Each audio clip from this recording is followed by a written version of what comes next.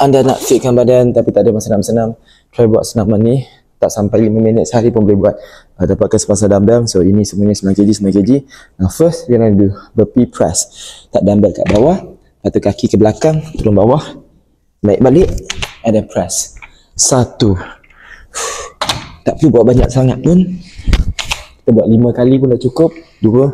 Tapi kalau lagi banyak, lagi bagus. Cuma kalau anda tak ada masa, mungkin cuba singkatkan. Kita menggabungkan pelbagai senaman dalam satu langkah. Tunggu balik. Relax. And then next one, kita akan buat RDL. Sentuh je dumbbell kat lantai. Bila bangun terus snatch. 1. Letak kat bahu perlahan-lahan. 2. Ni bagus untuk hamstring, pinggul anda. Dan upper body. 3. Buat 5 je. 4.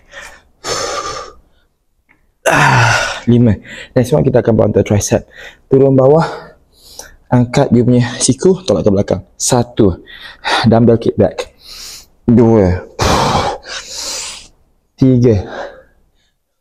4. 5. Okay, next one, untuk bicep pula perlahan-lahan. 1. 2. 3. 4. Sebab kita buat 5-5 sebelahan. Jadi semua total 10. 6, 7, 8, 9, 10. Next one, reverse lunges pula. So kiri kanan 5 kali, yang mana 10. 2, 3, 4, 5, 6, 7, 8, 9, 10.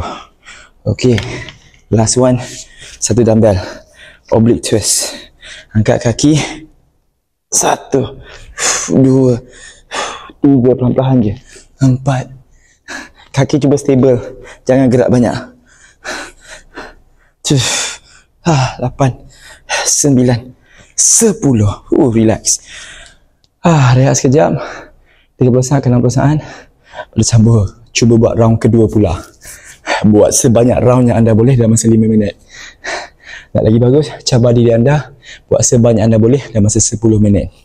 Senang kan nak fitkan badan? Tak perlu masanya banyak. Cuba buat setiap hari. Saya garanti boleh ada hasil. Nanti kalau you guys nak video-video senam yang lagi banyak, besok saya kongsikan lagi.